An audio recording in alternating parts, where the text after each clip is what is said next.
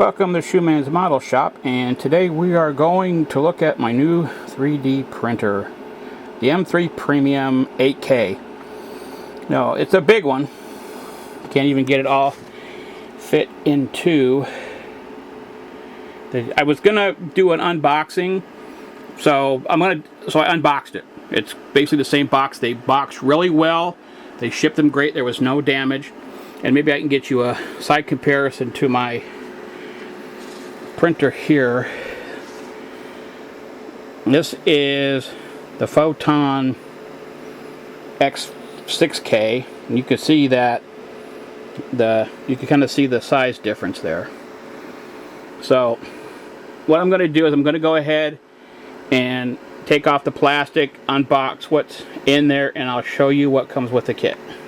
So the first thing that I unboxed when I pulled the lid off and pulled out some of the siren is these include two filters. They pretty much look like the Anycubic filters that I bought from my other printer, except they're actually USB and they plug in, but they basically look the same, and there are two of them. And then of course we have the box of stuff: filters, gloves, tools, a USB, and the Wi-Fi. And they keep saying they're going to do the Wi-Fi and someday it's going to work, but so far I've never seen it work, but we'll see. And then we also have the gloves, some tools. I believe this one also comes with a screensaver that's already on there. We'll see, and if not, we'll put that on. So one thing I want to say about these filters, these are, like I said, they're pretty much the same as the Anycubic filters.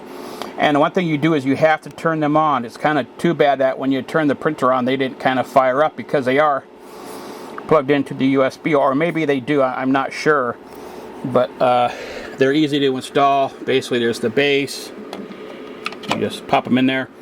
And then, like the Anycubics, there's a charcoal filter here. You pop the top off, you put a charcoal filter in there. I'm sure they'll be selling those, but I think I saw a hack where you can use like charcoal filters from fish tanks. You just kind of cut them down, but we'll see when we get to that point.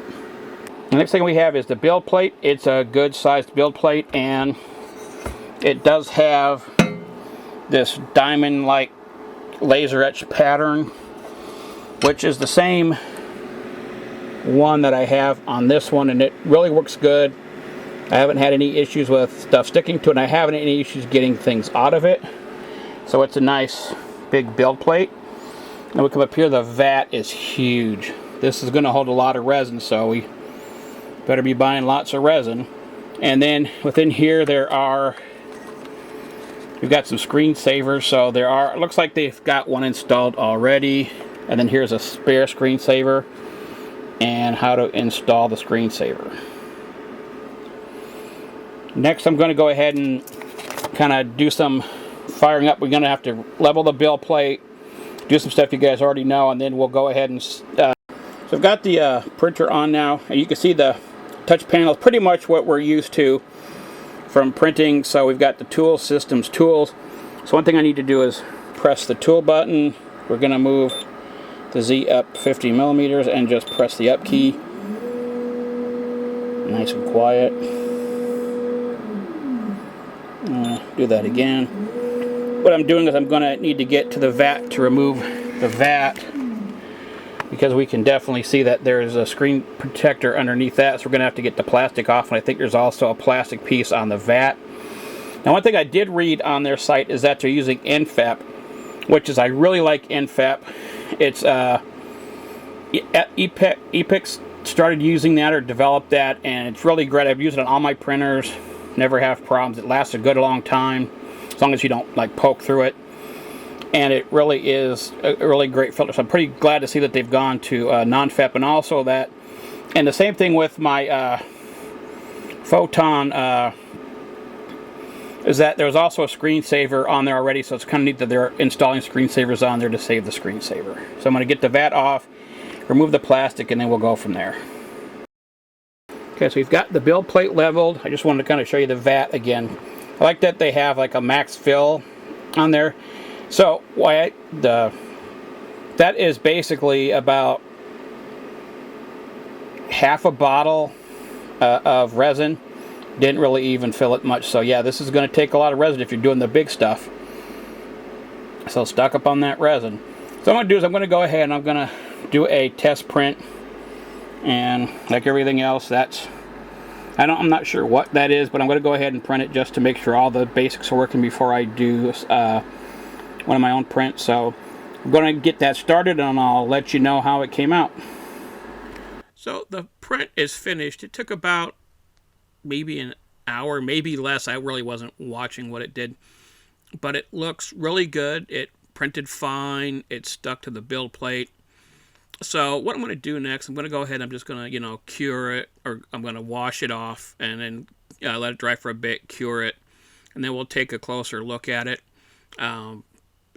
Basically what it is, it's a book stand with a book on it, and I mean, you can see right now some of the detail looks pretty great.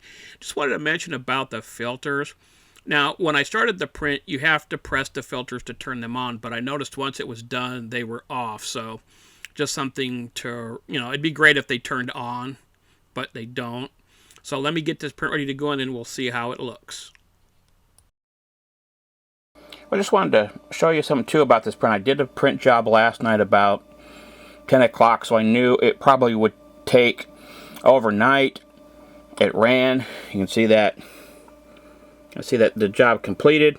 When I came in this morning, the screen was off, so I have a feeling this has a power saver so that if it's not in use for a while, it will automatically power down, which is kind of neat. And so that's kind of neat. So here is the first prints that I've done on this printer, and everything stuck. Everything looks like it's great. So far so good. So here's the finished print after I washed it and cured it, and you can see it's very small. I mean, it's not even high as that mouse, but the detail is fantastic, and you can kind of see here, look at how small that print is. You can read it, and I mean, that's just the base printer, and that's coming off the 8K, and it just looks fantastic. And here's another close-up of what it says. And like I said, I'm just kind of blown away by that kind of detail in that printer.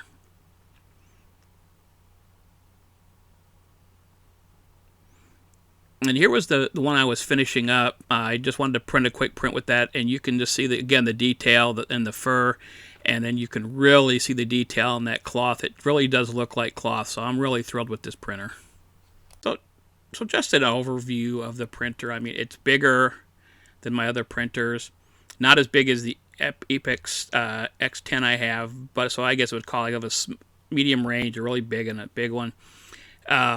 Easy to set up. Prints great so far. Get a lot of resin because, like I said, I put about half a bottle in, and it barely made a dent in that resin vat. So if you're going to do a big project, it's really great. You could fill it up and don't worry about resin. The build plate, it sticks to the build plate. I have not had any issues getting it off the build plate. Just so you know, I use lychee slicer. So I don't know if there's a profile yet for Chitu box. I looked originally, I didn't find one, but there's definitely one set up in lychee slicer. So go ahead and have a look at that if you haven't used it before. So just thanks for watching, and if you have any comments or questions, put them down below and I'll get right back to you. Thank you for watching.